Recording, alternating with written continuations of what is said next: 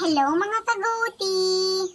May pera sana sa tae ng kambing, kaso hindi namin naaasikaso ang pagbenta nito. Purong tae ito ng kambing at ngayon naging lupa na.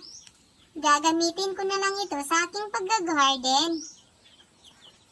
Dito dati nakatirik, nakatayo yung bahay ng aming kambing. Giniba namin dahil sira-sira na ang sahig nito. At habang nililinis ko yung ilalim ng bahay nila, ay nilalagay namin sa sako ang mga pain nila para nga i-decompose. At nagbabalak din kami ibenta sana. Pero hindi na namin naasikaso kaya ayan, tinubuan na ng mga damo. At napunit-punit na rin yung mga sako. Pero maganda na sana dahil naging lupa na siya. Happy farming! Thank you for watching!